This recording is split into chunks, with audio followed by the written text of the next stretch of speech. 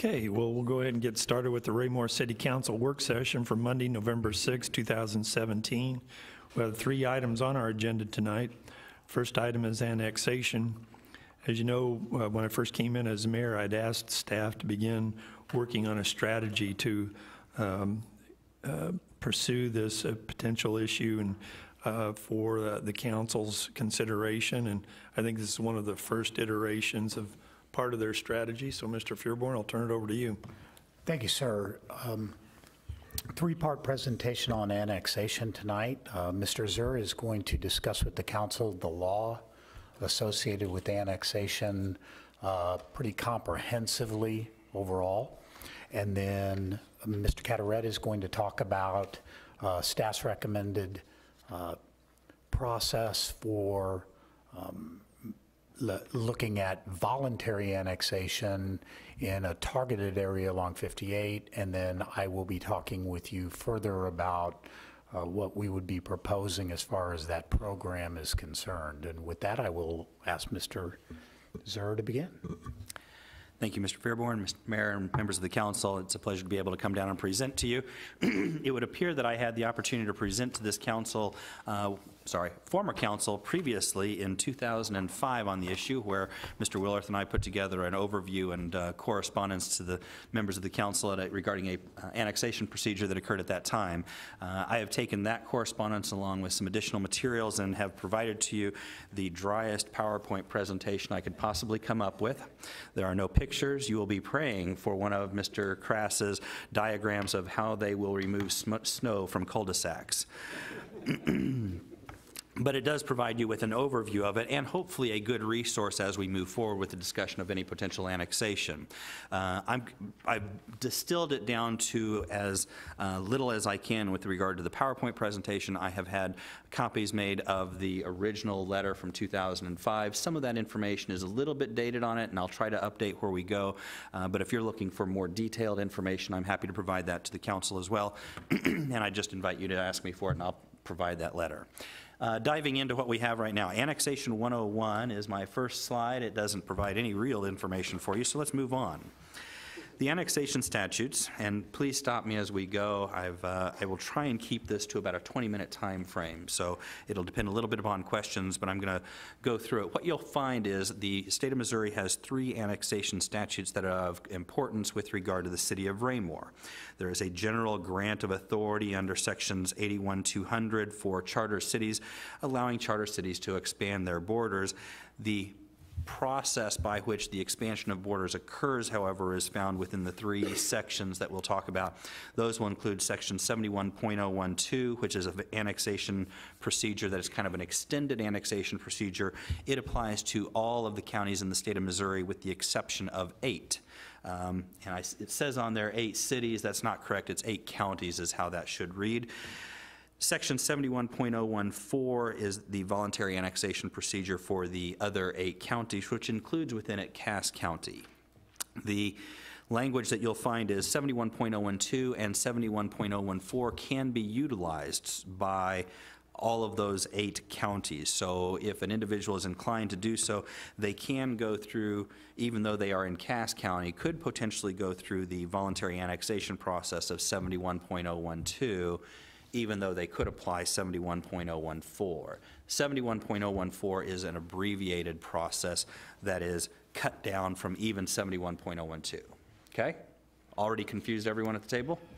The last section that we'll talk about is 71.015, and it stands off on its own, which is basically the involuntary process for annexation. So the first 2 sections are different alternatives where you have members of the public who are coming in saying, we want to be annexed into the city in order to receive city services and all the benefits that it provides with being a member of the city. 71.014 is very particular with regard to those 8 counties, and 71.015 is purely involuntary annexation process. I'm going to walk through each of them. Mostly I'm going to walk through the 71.012, A, because the individuals have a right to proceed with that if they're inclined to do so, and B, I want to be able to use that to differentiate what the abbreviated process of 71.014 will be. So starting real quickly, 71.012, this is the voluntary annexation.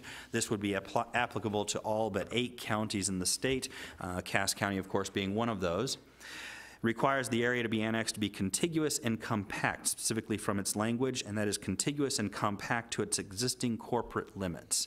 Now, contiguous and compact in 71.012 is very clearly defined. It talks in terms of you can't create a flagpole, which would be a long stretch of property of less than a quarter mile, then attached with a large parcel of property at the end of that. There's case law out there that talks about an attempt by a city to annex a prison by stretching out a broad stretch and then annexing that prison. Yes, sir. Thank you, Mr. Sir. The main part that protects against that is probably the perimeter, the 15% on the perimeter, is that correct? Well, the 15% perimeter is discussed at length in the involuntary process. Oh, okay, that's right. And the courts would look at that mostly because if you're going to get challenged in the courts on it's going to have gone through an involuntary process. But I think that's a good assessment to make. The language is compact and contiguous. The statute of 71.012 is very clear as to two different items. One, the flagpole, where it's the quarter mile wide or less than a quarter mile wide along with a flag at the end of it. What it does allow under 71.012 is the creation of certain islands. So for example, you'll look even within the city of Raymore, we've got a pocket, a pretty sizable pocket of ground that is not a part of the city of Raymore. That is perfectly legal as far as the 71.012 analysis. We can create that island as long as that property owner was given the opportunity to participate and become a member of the city or to have his property annexed in. Excellent question. The next slide you're going to see is the application requirements.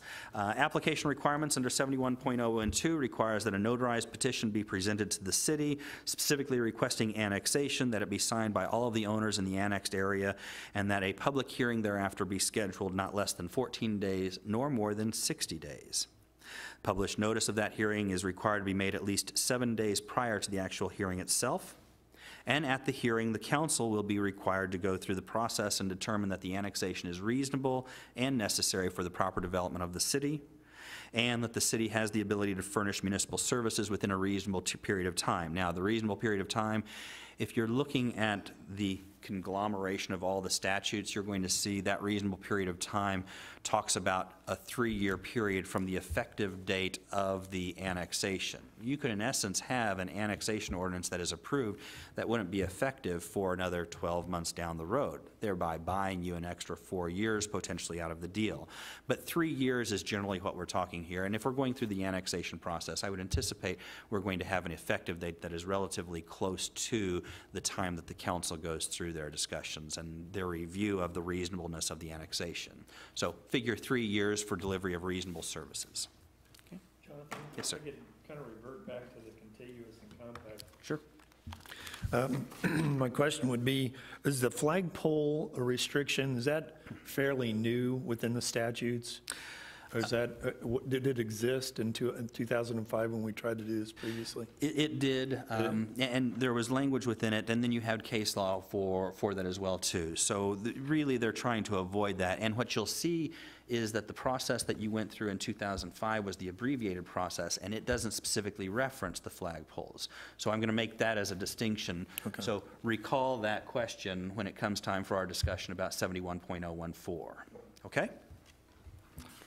Sorry to defer your answer, Mayor. I hope you'll bear with me on that one. Okay. Moving forward, moving beyond the application requirements, for 71.012, there are objections. The issue with objections is if there are objections that are filed by 5% of the qualified voters of the city or 2 qualified voters in the area sought to be annexed, do not pass go, do not collect $200, immediately proceed to 71.015 for your involuntary annexation procedures.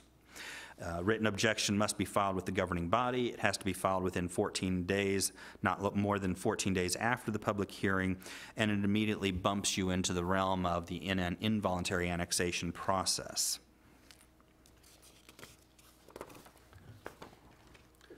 Sure. This is for votes cast at the ballot, or is it registered voters of that? Those are qualified voters in the area. That's going to come after. So it's going to be qualified voters within the city, 2% of the qualified voters within the city, or 2% of the qualified voters in the area sought to be annexed. Under the the voluntary process, you're not talking about the requirement for having that go out for a vote between the two. It's just going to be, here is the petition opposing it at that point. Okay? When you say area, Jonathan, is that the entire city area, or is that the area ward of where the annexation is Least- based upon? The language is clearly from the language, it simply states 5% of the qualified voters of the city. And then we're talking about 2 qualified voters of the area to be annexed, so that's going to be areas outside of the city for that purpose. Okay? Any other questions about this slide? Moving on. Voluntary annexation. If you do not have any objections to this, and I would note on there my, abbreviated, I skipped forward, I apologize. No objections. This is the slide I was supposed to be at. That's the problem with having just words on the slide, is I'm going to get confused between them. Section 71.012, we're still talking about the extended process for annexation. In the event that there is no objection, you'll see if no objection is filed, the city may extend the boundaries. I say on there, if not objection, that's bad grammar on my part, but good sentiment. The council must then adopt an ordinance to include that territory. Once enacted, then 3 copies of the ordinance are filed with the county clerk, and there's references to with filing it and providing it to the county assessor for purposes of reassessment. There's a statute of limitations for de-annexation. That is a 5-year time frame. So if, for example, basic services were not met within a time frame, or, hey, we're going to seek invalidation, I'm sorry, let me rephrase that. 3 years for purposes of delivering services. If you're going to have someone who will challenge an annexation, the voluntary annexation, that must be done within a 5-year period of time, and that's going to be challenging it on the city didn't comply with a certain requirement or a statutory provision they had to go through. Hey, you didn't hold your notice and time for it. That has to be the 5 years. Yes, sir. Thank you, Mr. Zur. On the statute of limitations, where a group is saying that things are not being done correctly, does that have to always be people that live either within the city or the area being annexed? Is there an opportunity for bordering cities to vie for that area and say, hey, you still haven't provided these services and it's contiguous to our city, so? The language that I would tell you from the case law that I looked at most recently in preparing this was the county does not necessarily have standing. I would probably refer back to the same county being as an outside entity for it, same analysis. Now, I'll have a slide further down that will talk a little bit about competing cities. Competing cities can stop the process, or they can throw a problem, a monkey wrench into the problem, and the court will boil it down to the city that made the first step, the first valid step, I think is the exact language that you'll see within the documentation. The first valid step would be, hey, we approached the individuals, or we established a plan of annexation. Okay. No problem. The next slide that we're going to cover is voluntary annexation. This is 71.04, which is the abbreviated process. This would apply to Cass County and Raymore in particular. Recall, they could utilize either. They could utilize the extended voluntary process if they're inclined to do so, or they can go through the process of the voluntary abbreviated under the 71.014. You might ask, well, why would we choose one versus the other? Individual property owners would have the right to decide which route they wanted to go. We would present that to them, I believe, as an option for them moving forward, though it makes more sense to go the 71.014, because really what that does is remove some of those potential hurdles, the legal challenges that you might present to it. For example, notice requirements. Under this one, this is the alternative voluntary annexation. It applies where all fee owners of affected tracts submit a verified annexation petition. And the Missouri Attorney General has already indicated that provides a complete alternative to the other authorized annexation methods. This would eliminate the process for a public hearing. There's some discussion as to whether or not it would preclude written objections to it. I'm going to real quickly from this point move into the letter that we sent in 2005 or that was presented. A couple of things about the abbreviated process. It eliminates the requirement that the city hold the public hearing not less than 14 days and not more than 60 days. Without the public hearing requirement, the abbreviated process also eliminates the need for published notice. It eliminates the opportunity for interested persons. Now, there are cases out there that talk about the reasonableness and the necessity of it. One of the requirements of the extended procedure is a determination that the city find that the annexation is reasonable and necessary to the proper development of the city. There's no specific reference within the terms of this, but the notion is you'd still want to make that determination. And there are cases out there that have looked at that and applied the 71.014, sorry, 71.012 standard to 71.014. It also has a reference with regard to compact and contiguous. Now, this is where the mayor's question comes up, which is what qualifies as compact and contiguous. Under the abbreviated process, there's no reference with regard to creation of a flagpole. There's no reference with regard to can we take in islands or otherwise. So that is removed from the 71.014 provisions.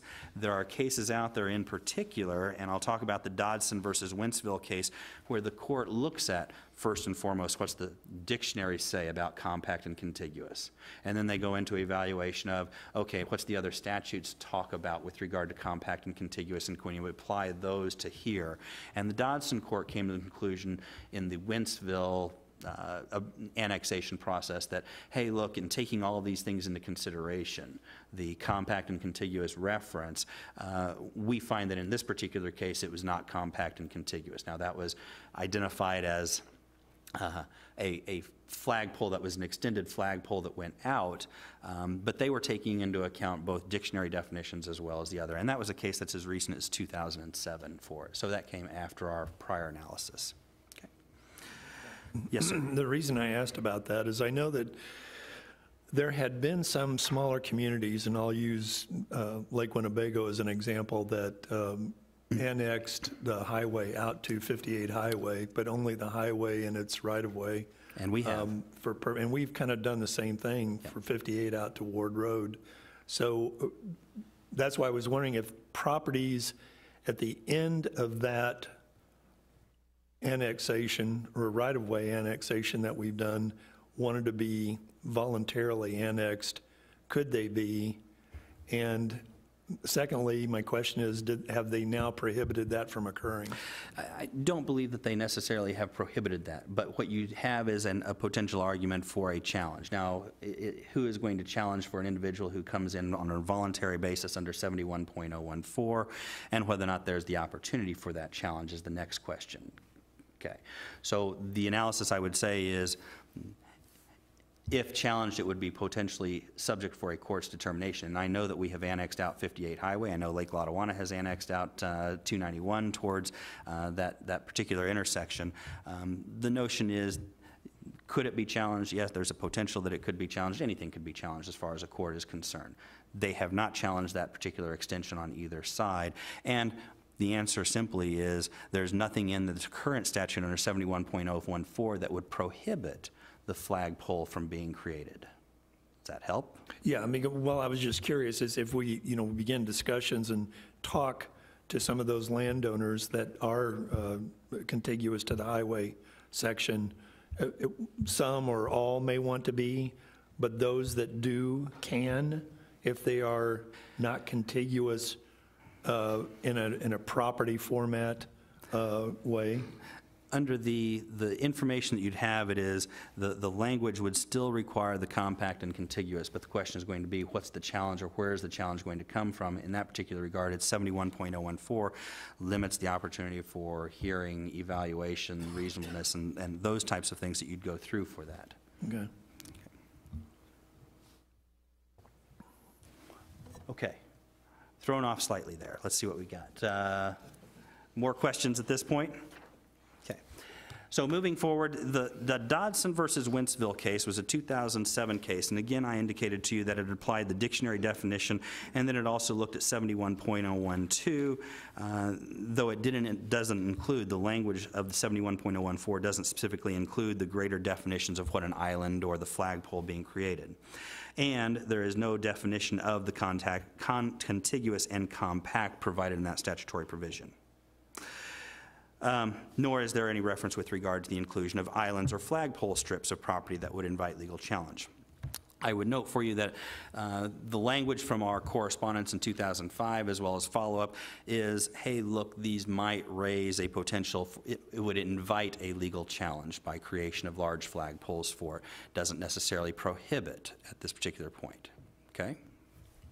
Maybe that's a better clarification. Does that help? Okay. I was just looking for the right language to use in order to put that one together. Sorry about that.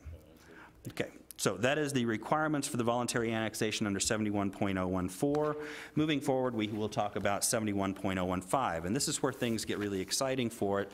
This is going to be, hey, we are going to annex property in because we feel that it is necessary for the city's natural expansion. The elbow room, we are looking for continued growth outward based upon need from the city's growth. Involuntary annexations, required process for all municipalities when objections are filed to a voluntary petition or when the city desires to annex property without the consent of all the property owners. Counties, and this goes back to one of the questions I think that Councilmember Burke asked, was the counties lack standing to file any objections. It's only 2% of the qualified voters or 2 qualified voters in the area to be annexed that does it. If I may, I was referring to maybe where 2 cities maybe have a, one side of a square, and they could potentially, that first step is certainly something that has to be filed. Now, if you don't get past the first step, could the other city try to do the first step at the same time, and then there's competing first steps that are at the even mark ready to go forward? You could have competing steps. Now, if you go through and the involuntary annexation or if you go through the process and an involuntary annexation is challenged and court proceedings are initiated, if that's found in favor of the involuntarily annexed property owner, there's language that talks about it cannot be annexed again by that same city for a period of years. That does not necessarily mean that it can't be another city that comes back in order to attempt the involuntary annexation or the annexation of that property. Okay? Other questions? Okay. Moving forward, the involuntary annexation process would require the introduction of an ordinance. It requires a public hearing. It requires the establishment of a plan of intent, and it requires a dual majority election and a declaratory judgment action being filed in the Circuit Court of Cass County, Missouri. 71.015 has as its condition precedent to it a determination that the common boundary with the city needs to be annexed and that there is a necessity for it. That common boundary has or must represent at least 15% of the perimeter of the annexation area. So a perfect square on an area that's going to be annexed, if one side of it touches the city, you're going to have at least 25% of that perimeter covered for it. Smaller rectangular properties would not necessarily qualify for that. Okay? Moving forward, yeah, I got ahead of myself, didn't I?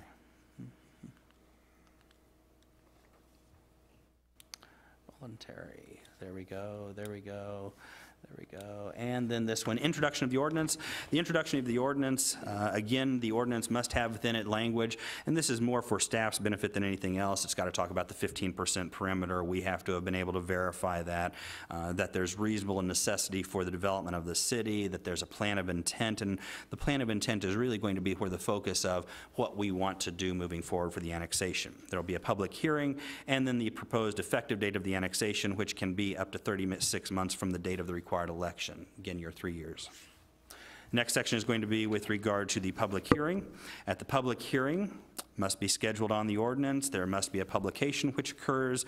The notices are required to be sent via certified mail to all record owners within the annexation area, and it's required to be mailed not less than 30 nor more than 60 days prior to the hearing, and it requires a good faith effort on the city to be able to notify and identify those individual owners for the certified mail. Any questions about that process? Moving forward, the city would also be establishing a plan of intent. Bad math, plan of intent, thank you. Add the T to it in your materials, please. At the public hearing, the city must present a plan of intent, I got it right there, and supporting evidence. The plan of intent would include those additional items, including the list of the major services that are included.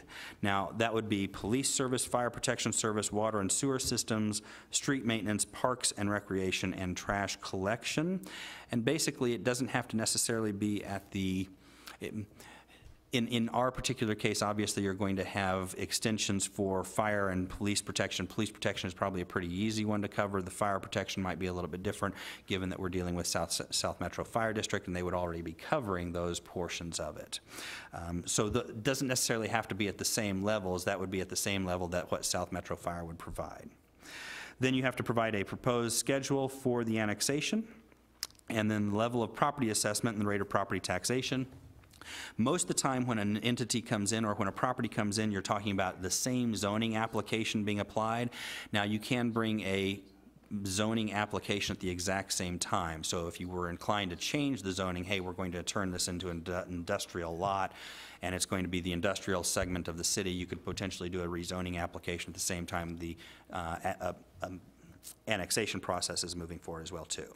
Okay. In the involuntary annexation process, there is a dual election and a court action. The dual election is you have to have an election of the individuals within the city, and if less than a majority of the votes cast in the, and then an annexation election as well too. So all of those individuals who are property owners within the property owners and residents within the annexed area. If less than a majority of votes cast in annexation area approve, but more than a majority in the city, then a combined election will be held within 120 days. At that combined election, you have to have at least 2/3 majority in favor of the annexation. That's the combined of both the annexed area as well as the city, okay? And if it fails, then here's the comment that I've got in there regarding the involuntary annexation. It's a 2-year period of time that it's prohibited. Next slide is talking about the declaratory judgment action. This, of course, would be coinciding with the elections potentially, and it files with the Cass County Circuit Court. And the court would be making a determination that the annexation area meets the 15% contiguousness requirement, that the annexation is reasonable and necessary to the proper development of the city, which will be based upon the city's evidence that was presented during the course of the public hearing, and that the annexing municipality has the ability to furnish those normal services within 3 years of their effective date. The substantive issues that you're looking at. Annexation of vacant land is allowed. There is no second election required if the 2/3 majority is met in the first election. So in the first go around, there's no requirement. I'm sorry? Simple majority, thank you. And then annexation of solely commercial property is also permissible under this. Going into some of the procedural issues.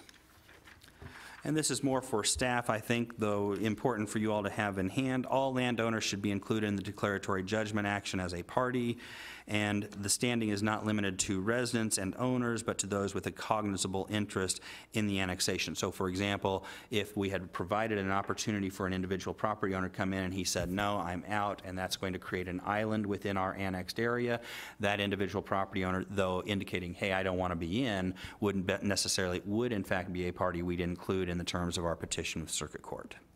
And then the question that's going to be, and this will go to the lawyers in the room, the standard of review is going to be, is the information and evidence that's presented fairly debatable? And the city maintains the burden of proof on proving that, hey, look, we took the necessary process, we complied with all the requirements, and it was reasonable. Okay.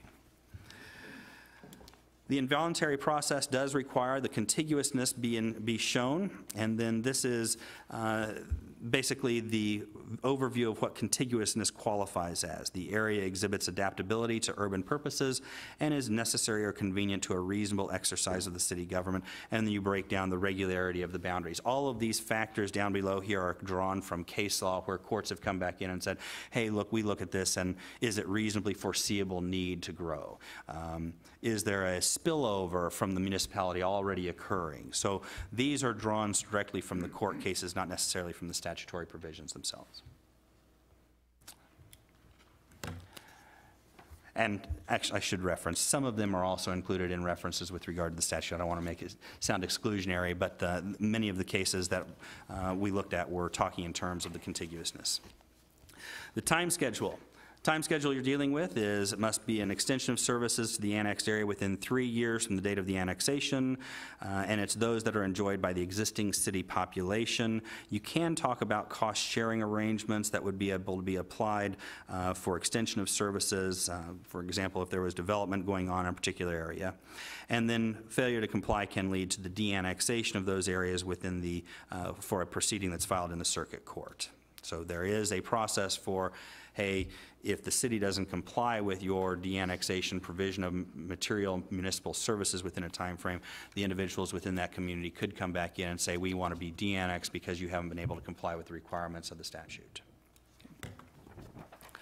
And then this last slide that I'll talk about is going to be the first step, and this goes back to Councilmember Kellogg's questions and Councilmember Burke's questions. If competing for area of the city that takes the first valid step towards the annexation is the step that will be utilized. And now if they have abandoned that, there is still a question that might be raised by another community as to whether or not they abandon that particular effort for a first step. And it does not preclude other communities from stepping in that regard. So that is the involuntary statutory process for it. A couple of other issues that I've already hit on with regard to this, including the zoning conditions and how you can have a zoning take place both during and concurrent and after the annexation. We could not enter into an agreement, however, that promised a particular zoning designation for a property in exchange for annexation into the property. That would still have to go through a normal process for receiving review of it, but would probably make the most sense for going in after in order to do any type of zoning changes. They would come into the city with the original county zoning that they'd had. And that is my quick overview for Annexation 101. Yes, sir. Back at your slide, involuntary annexation 17.015, declaration or declaratory judgment. Is there a certain election cycle that is required, or are we, if we were to take this to a vote, would we be able to do this during the April election or the November election or any other month that would allow for that? Or is there any that are precluded? Are you inquiring as to whether or not a special election would potentially be identified? Yeah. So you could potentially do a special election for it. It would go through the same process of having that special election, though that's going to be a costly route for you if you're not going to be able to apply it to a November or April time frame for it. Thank you.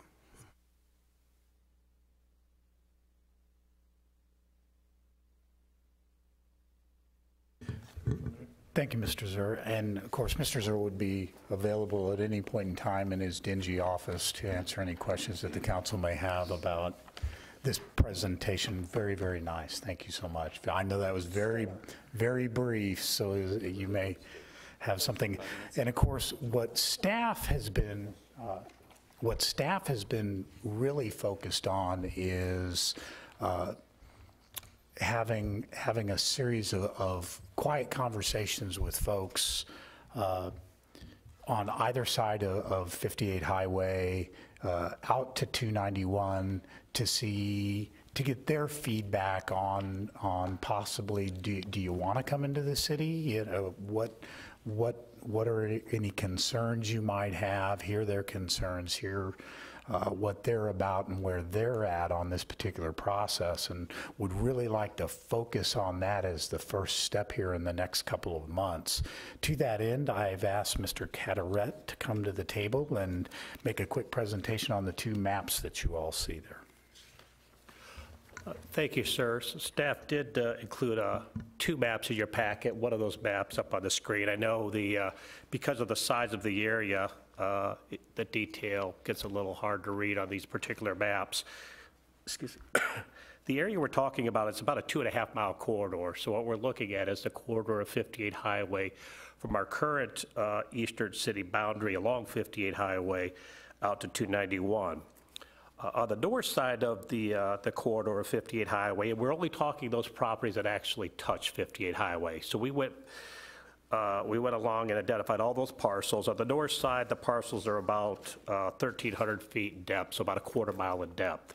When you get on the south side of 58 Highway along the corridor, properties are a little over 2,600 feet in depth or a half mile in depth. Overall, on the corridor, we're talking 41 individual properties that we've identified.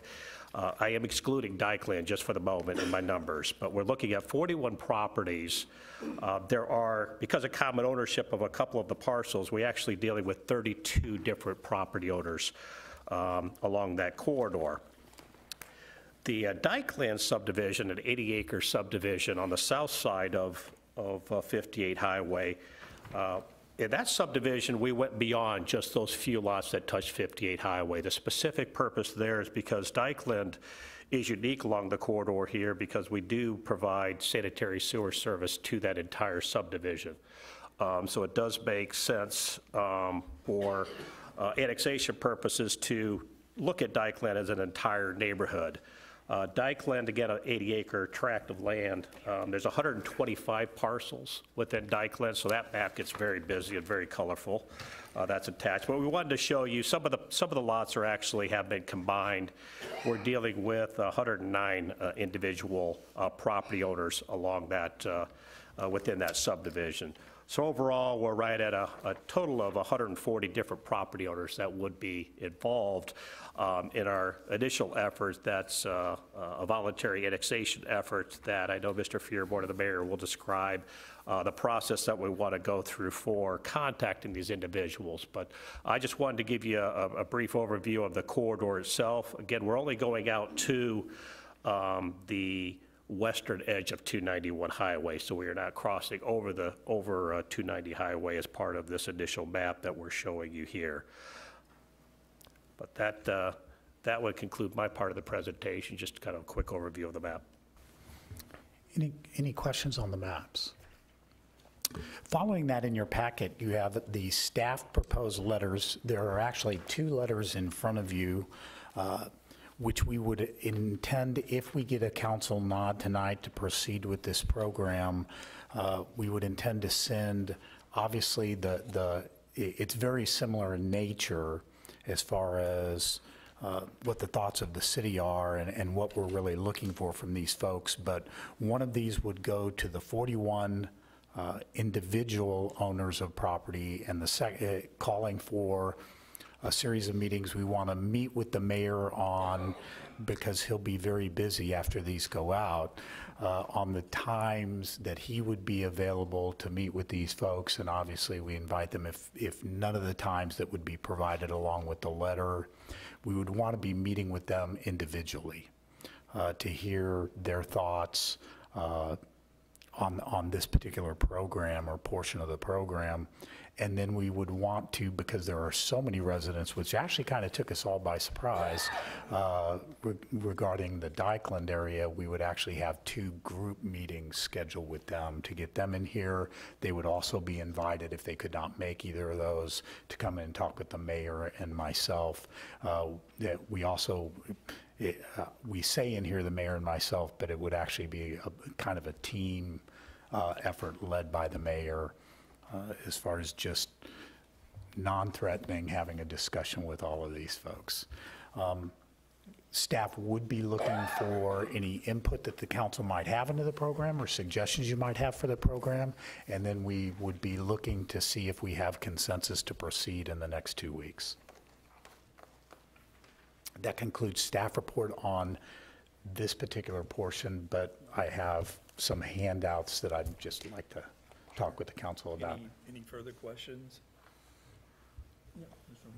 And not so much a question, just a comment. I think this is a very reasonable and prudent step forward in looking at annexation as we go, finding out which of our neighbors are inclined to come into the city. There are certainly benefits for them. As most people do, they're going to weigh the pros and cons of whether or not they want to come in, and we can certainly offer a lot on the pro side. I know from my time on planning and zoning, we created some new, and again, we can't promise, as Mr. Zur stated, we can't promise zoning, but we now offer the rural estate option, which I know after we created that, we had a number of subdivisions that came to Mr. Cataret and asked for voluntary annexation. That was after the last failed annexation attempt, because that, they had 5-acre or larger tracts, and so they have the availability to have some small animals within numbers and do some different things out there that they were already accustomed to doing. So I think this is a good step in the right direction. Okay, if there are no objections, we'll move forward with that. Terrific.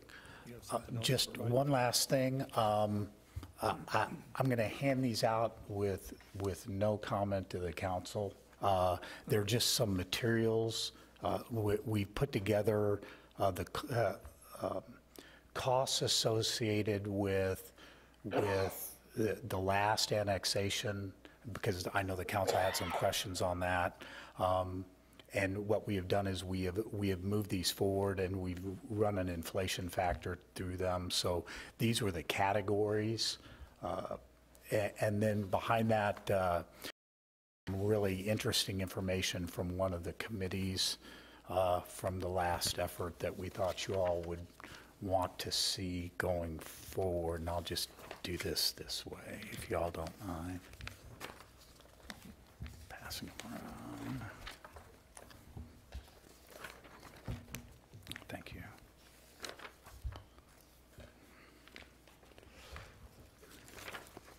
There you go, sir.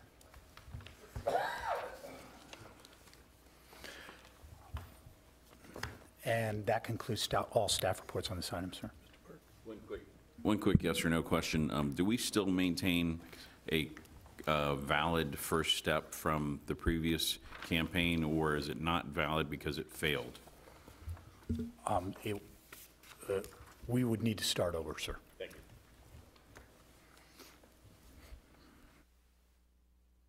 you. I just have one other quick question. I know typically in talking to people about annexation, voluntary annexation, their number one concern is how much their taxes will go up. Do we have a ballpark number of how much taxes might go up for these people? $500.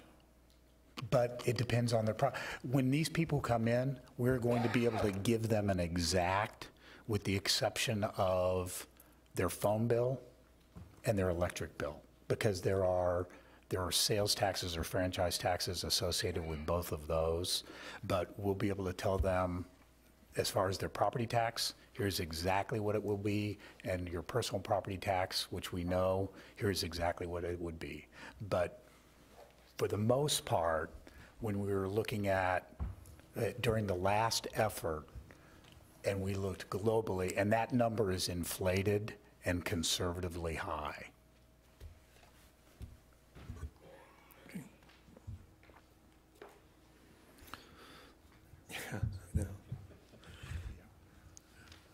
Anyone else? No, we'll move on to the next subject, which is Christmas lights.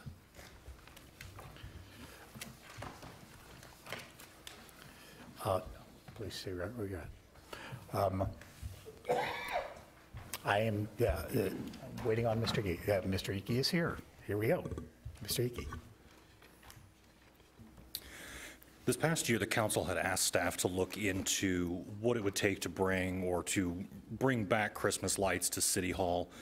And this year, we bid out a project not only for City Hall, but also for Centerview.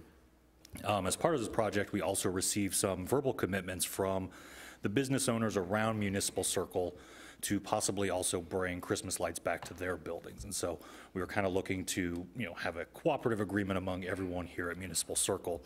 As we put this item out to bid, we had 5 vendors request RFPs. We only had 1 return an RFP with pricing, and that is the breakdown that you have in front of you. To kind of give you just a quick overview of what you're looking at, on that left-hand column, that first item, the material costs, those are the one-time costs that we would pay in the first year of a contract.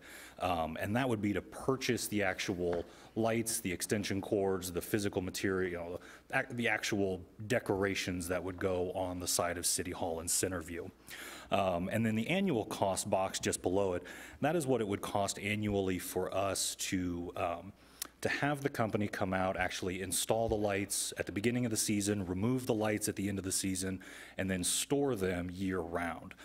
That cost also includes a 24-hour maintenance clause, meaning if anything were to go wrong with any of the lights, if there was a mechanical problem, they would come out and fix those within 24 hours of it being reported. And so they do kind of a full maintenance check after the installation and still kind of work with us during the season. And so I tried to break this down as best I could. The one item I do also want to point out, that equipment on the annual cost, because City Hall is situated kind of on a hill, in order for them to install lights on the back of the building or on, I guess, kind of the circular piece on the top of the building, they would need to rent an 85-foot tall boom just to get their staff up there so that they could actually install the lights there. And so we would also have that as part of the annual cost. And so looking at what they had submitted, we're just kind of looking for a simple up and down or thoughts moving forward. Short form, this is a lot of money.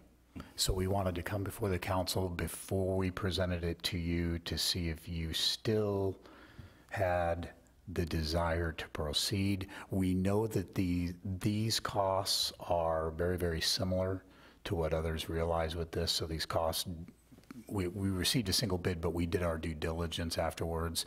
These would be the same costs that we would get anyplace else. But for a man who thinks $20 is a lot of money, this is a lot of money.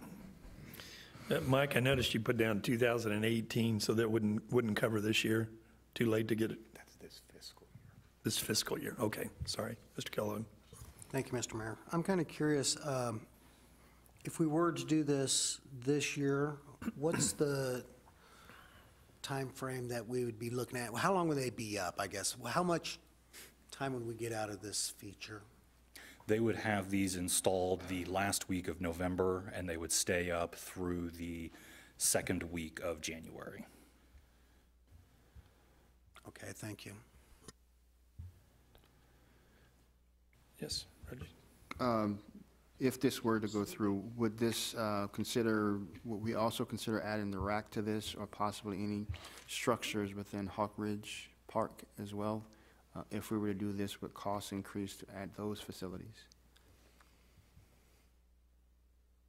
That would be up to the council. We hadn't really thought about that, but they could certainly be added to the service. I mean, this price, as Mr. Icky indicated, does indicate they take them down, they store them, they make sure everything is right, but it would be, when that facility opens, we could be looking at that.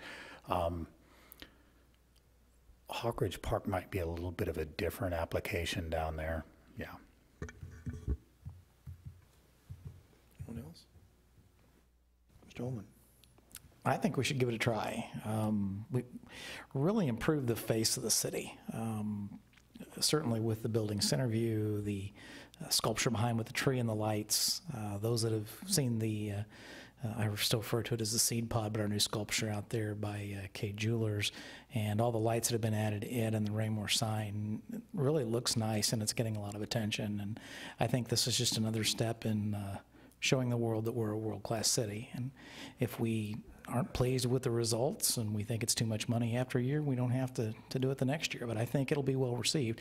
I also believe that this area is going to be what we were referred to in our community conversations as our gathering space. We've already started down that path with Centerview here. We own other property. We're going to do a trail system. I think it's a natural fit with the area. Mr. Kellogg. Thank you, Mr. Mayor. I'm willing to give it a try also. You know, I'm looking at the cost here, and the one-time cost, $35.80, we own the stuff. Total cost for the first year is still less, and that's why I asked the question, how long of this will we get this for? In approximately 6 weeks. This is still a little bit less than what we've paid for the fireworks during the 4th of July, and I kind of see this, I vision this as sort of, you know, that's me, maybe I'm weird, but I see this on kind of that, not really that level, but kind of that parallel, you know, that we're celebrating, you know, 6 months later. The fireworks are very well received, and if we ever did away with them, people would be very remiss and they'd be missing them, but, you know, we're one of the few communities anymore that do them. I'm supportive of this, not in a long term, but, you know, I'm good to try this out. I am. Mr. Berenson? Thank you, Mr. Mayor. I'm not opposed to it. I think it would look very nice, but are there any other alternatives in lieu of, or maybe even in addition to, that city staff can do to the buildings? Projecting lights on the outside? I'm not an expert at this, so I'm asking you, is there anything else that city staff could do that maybe would cost less and would still look nice? The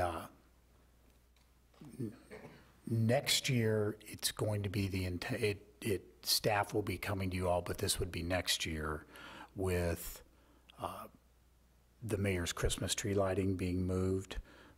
There is a patio that is going to be immediately behind here. The only other thing that staff can really do is we could be doing the bushes and the trees around here. Of course, we could do that in addition to this as well, if the council wanted that. But as far as staff being able to do what is being proposed on this one, be very, very difficult. Mr. Barber? Thank you. Thank you, Mr. Mayor. Lots of Sundays. I think this kind of goes along with the plantings, you know, we did in City Hall. It is a focal point to our citizens. It is a lot of money, but, you know, it is the holiday time. And who knows, maybe this would put Mr. Fairborn in the holiday spirit. And so, I mean, it would be worth it for that. But yeah, I would like to give it a try and see how it works. I would add, though, with LED lights, they can do a lot of different things with them now. And we might want to look at maybe not taking them up and taking them down. If we could have the ability to have the lights and maybe change them, you know, have them for the 4th of July or different things, just a thought, and that way they wouldn't have to come up and come down. I know they have to be maintained, but with the computers and the LED lights, they can, for any occasion, you can change the lighting. So that's just my thought on that. Maybe to not just do this, but maybe expand it a little bit. Sonia, did you have something? Thank you. I think this is a good idea. I think it would look nice, but I think I'm going to have a hard time supporting it at this price point. This is more money than I surely expected. I don't think that we really can compare it to the fireworks. The fireworks event draws people in from neighboring communities. We had it on a different day so that more people from other communities would come. I have a hard time imagining people from other communities are going to drive by to see the lights on our city hall. I just think nearly $15,000 is way too much to spend on this. Mr. Townsend, did you have something? Sorry, hand come up a minute ago. Mr. Moorhead. For me, I'm not concerned about the price at all. Actually, this is pretty low when you look at what other municipalities spend. I mean, it's really $11,000 a year. We buy a little materials up front. But you know what? We really get judged not so much by the grandness of it, but by the absence of it. Over the last 5 years, the only criticism I've heard of any of this is I have residents say, why is it when I drive down Johnston Parkway, there are more individual homes with lights, but City Hall is totally dark? And the idea here is we're illuminating our city center. And that has value in and of itself. It brightens this area. It's the gesture. I mean, we were talking about whether to have a 4th of July feature this year. If we wouldn't have had that, can you imagine the explosion we would have had from that? So, I mean, with some of the things we've even talked about adding into the budget over the last few months, An upfront cost of $3,500 plus $11,000 a year, that's very low, but it really demonstrates something here. It demonstrates this building, it demonstrates our new building, and you're right, it's not going to draw anybody, but at the same time, people here will feel that our community and our city services are more engaged with us. So I like just the gesture. We spend a little money, so be it. But I'm very supportive of that. I think it's a fantastic idea. I like the idea of changing the LEDs to red, white, and blue in the 4th of July. You know, there's a lot of things we can do with this. There are lights. So, but being festive instead of just having a tree goes a long way. So. Anyone else? Mr. Berenson. Thank you, Mr. Mayor. I also like Councilman Barber's idea. You know, looking out 5 years down the road, if we do this, we're going to spend roughly $70,000. It would be interesting to find out what it would cost to wire the buildings permanently, like Mr. Barber suggested. So I don't know if that's something that would take maybe next year to look at, but I think it's worth looking into. Will this require a budget amendment? No, sir. Okay. Just an authorization from the group here? Well, when we'll actually, because it was a bid, we'll be bringing it to you. Before I even brought the bid, normally I would not be bringing a bid to you until you saw it in legislative action time, but this one was so different, and I just wanted to be sure that I didn't waste the council's time and bring it as a legislative action item. So I believe I've seen enough nods to at least get it on the agenda, sir. Okay. Sounds good. Do you have anything else, Mr. Holman? Just one suggestion. Perhaps Mr. Ickey's department could kind of gauge community feedback on this project if we do go forward with it, just to kind of see what kind of response we get and suggestions from the community, if they like it, if they're lukewarm, don't think we should spend the money, or expand the idea like Councilmember Barber said. Absolutely. Okay, we'll move on to the last item, which is speed limit changes. As you'll all recall, I brought up the idea of changing the speed limit on 58 Highway from 45 to 40. It does give them the Operation Green Light capability that they've been kind of looking for, to try to help better synchronize the lights. Also for site clearance at different locations. Two, in particular, Fox Ridge Drive and J Highway. The potential to look at that and maybe eliminating the no right turn on red possibility there. And then the other one was to change the speed limit from 35 to 40 on Kurzweil. I know I've gotten a couple of calls from folks that use that on a regular basis and complain about the slow speed there. I know 40 is not much more. People will probably push that too, but it does give them an opportunity to move it up a little bit, and the roadway does appear to be able to handle that. So those were a couple of items that I wanted to propose to you and offer up for some discussion, if there is any. Mr. Burke. I want to give my support for both of these. Okay, thank you. Anyone else have anything? Mr. Moorhead. As somebody who experiences the 58 on 58, I love this idea. I mean, because people do question what are the speed limits here in town, and I see people constantly suddenly braking when they come up to Woodson, where they suddenly see the speed limit slow down. I mean, I'm not scared of the 35 around the S's, just because, I mean, obviously other people going 42 don't seem to be concerned about it, but I also see a bigger problem when we're going farther west. You know, I mean, it's like a NASCAR start once you hit the fire station going toward Price Chopper, when suddenly that speed limit jumps up. And the problem is they're driving toward higher density areas, which actually should be slower than 45. And when you consider the number of accidents we have out in front of Foxwood Springs, Culver's, Huntsman, streets like that, we have to be sensitive to that. And I like the idea that people are not constantly trying to surge and jerk and things like that. Constant 40 would be a wonderful, simple message for people they would know how to drive it. I'm very supportive of this. I think it's a great program. Thank you. Mr. Holman?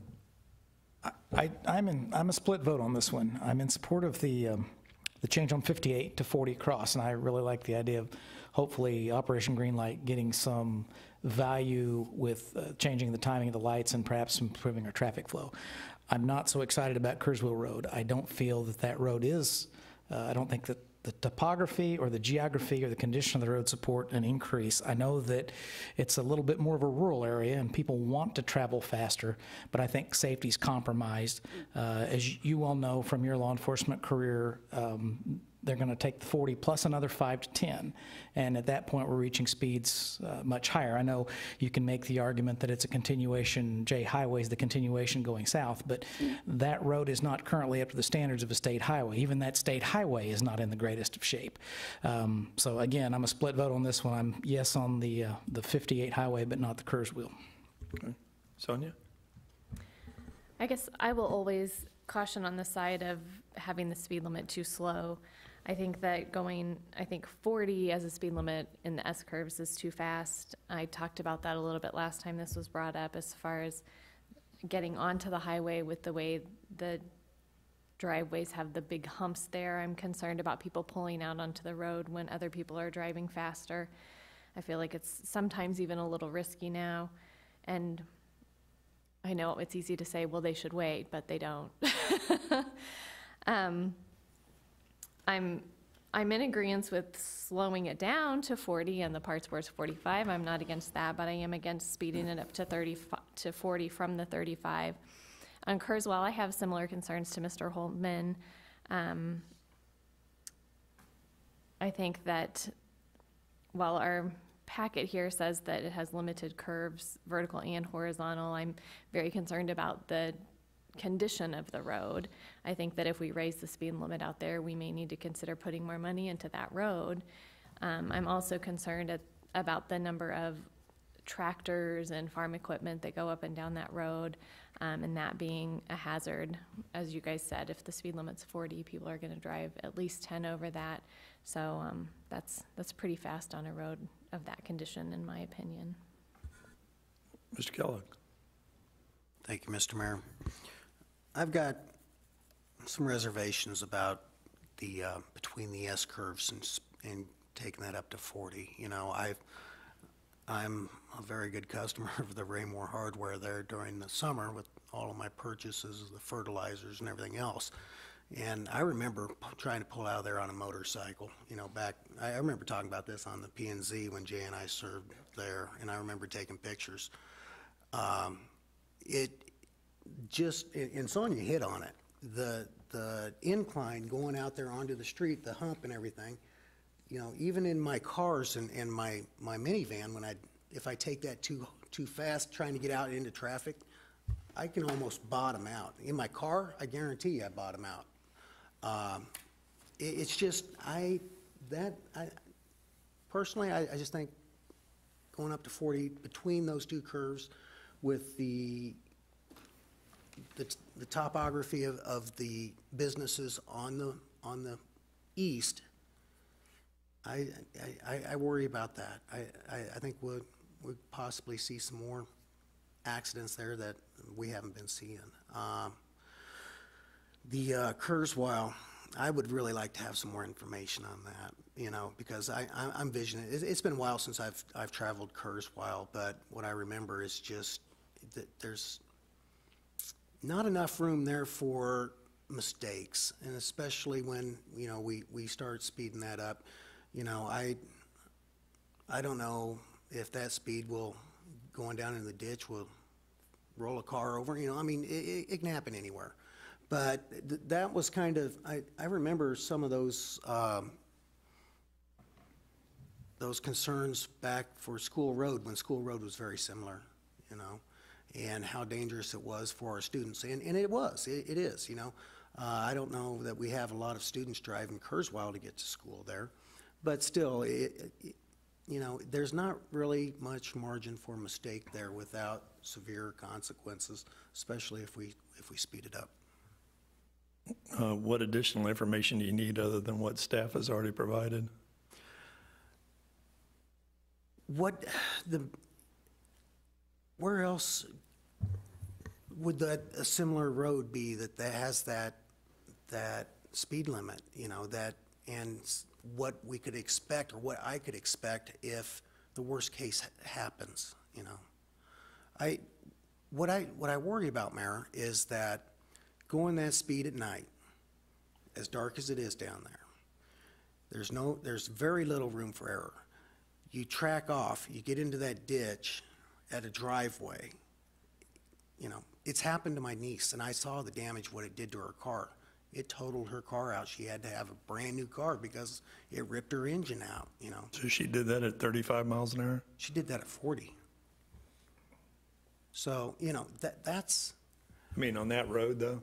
No, on a very similar road when she's living down in Drexel, traversing back and forth to work. Gotcha. So, you know, that's what I'm concerned about is, you know, just the added risk or the up in the ante of the potential of extreme danger, you know, harming, not just property, but safety, you know, personal safety, you know. Sure. John? Thank you, Mr. Mayor. I also support both issues here. On 58, I think we'd mentioned this before, I would like to see the caution 35 signs, the recommended signs, what do we call those? They're not a speed limit, but we talked about putting those before each curve. We're still thinking about doing that if we change this? I think so. Okay. Yeah. And on Curdswell, I would advise you guys to, if you haven't driven it in a while, drive that all the way to 155th, 35 miles an hour the whole way. It is painfully slow on that road. As you go south past 58 and you drive J Highway is a little bit wider, and it's a slightly better maintained, like somebody earlier said, but there are some ditches on J Highway that are no better than the ditches on Kurzweil. I actually had gone and asked the city to look at raising the speed limit to 45. We had some constituents there that asked me that, so I funneled that to the city. Mr. Krass was nice enough to point out they did a traffic study a while back, and he recommended, and I believe the mayor, they recommended 40 would be a safer speed than 45. We're going to raise it. 40 would be a reasonable speed that they thought the road conditions would handle. So if city staff thinks that the road conditions are good enough for 40, then that's good enough for me. I think that's a very reasonable compromise. Again, I would encourage you to drive that at 35, the whole length and back, and see how slow that actually feels on that road. You've got good line of sight on most of the road, and I think 40 would be a very reasonable speed. Thank you, Mr. Mayor. Thank you, Mr. Mayor. You brought up some good points. I've collected trash along J Highway with the Optimist Club, and there are many points where I cannot see the road from the space that I'm picking up the trash from. And I don't think it's a problem as far as driving by those. Honestly, I drove School Road every day with students since 1998, and I don't really think it was that unsafe. It was the unsafe drivers that were surrounding me using the road that were not driving correctly, not stopping in time for known stop signs and things like that. But it has been an improvement to have the road improved. It's been much better. But I think on Kurzweil side, correct me if I'm wrong, I think Mr. Krass would be the best to speak to this. Isn't it true that when it rains excessively that the water, because there are no ditches on I want to say the west side, that the water comes from the farmland and comes over the road at times? I don't believe, are there ditches on the north side or the west side of Kurzweil from maybe Gore to 58? There aren't, are there some? Okay, I couldn't remember. Anyone else? Well, if it would please y'all, well, I guess we'll split this in two issues. We'll bring them up for both consideration rather than on one bill. How's that? Oh, okay. So we need a further consensus. I was taking a consensus due to a lack of a nod or a no or a thumbs down or whatever. If we can consider it that way, or just somebody, if one of the yes ones says they want it on the agenda, it's on the agenda, sir. Okay. Or if you say it's on the agenda, it's on the agenda, sir. All right. Well, let's put it on the agenda. Very good. Let the chips fall where they may. Mr. Holman? So for clarification, when this goes on the agenda, we're going to be voting on both of these as one piece of legislation. Or you can amend it. Okay. Okay. You want to put on two separate items? Okay. We'll just do two separate items then. And Okay. All right. Yes, Mr. Holman? I will accept your challenge. I will drive Kurzweil north and south at 35, and I'll take some observations. As long as, I will go out to the area and I will test it and see what I think. There's one mailbox that looks like a police car hiding. Just be ready for that in the dark. It really does. The light in the mailbox starts to burn up. Okay. Well, if we don't have anything else, is there anything under other? Anybody want to bring up? Mr. Holman? Just something for consideration. Mr. Mayor, you may be familiar with this. Over the weekend, there was an instructor from the Blue River Police Public Safety Institute that committed suicide. It's a man I've known for a while. As an instructor of mine, I got to know him pretty well. His wife had recently died. One can speculate as to what the reason was. And I've mentioned this before, if you read our police blotter each week, you'll notice that we average probably at least 2 suicidal subject calls a week. To me, that's disturbing. I'm not sure that's a Raymore thing. I think that's a nationwide trend, unfortunately. I would be interested in hearing from the police department, anybody else that staff might be able to contact on anything that we might be able to do from a city standpoint to change that a little bit or impact that. Are there things that we can do to improve people's mental health? And the first person that comes to mind that might have some good suggestion on this is your husband, certainly because of his work with CIT and the training that he does here. So just something for consideration perhaps at a future work session. We might hear a little bit of information on that, of the things that are going on and perhaps things that we might look at doing to assist our citizens with that. It becomes, Joe knows this well, this becomes a taboo subject. No one wants to talk about it. But believe it or not, the studies are, you've all heard of CPR, cardiopulmonary resuscitation. Well, there's such a thing as QPR, and that's literally having the intestinal fortitude to ask somebody that you're concerned about something's not right in his or her life, are you thinking about killing yourself? And that's a hard thing for people to ask. It's a very, very hard thing. So again, it's just a conversation I think that we need to have and maybe get some information on to see maybe there isn't anything we can do. Maybe it's outside of the scope of our resources, but I think it's worth exploring. Mr. Gill. Mr. Mayor, thank you, Mr. Holman, for bringing that up. And I don't think it's beyond our scope or beyond our ability. One thing that I would assume where this would belong or where it would reside, maybe I'm wrong, is our police chaplains program. I don't know, it's been a while since the chaplain's come in and given us a report. This is an excellent question for him. If not, then, if that's the most appropriate place, why don't we encourage that? I'm not one to twist management's arm and tell them how to do their job. That's why we hire Jim to hire them. But, if resources are needed and that's the most appropriate place, I think that'd be fantastic. Okay. Jim, anything on that?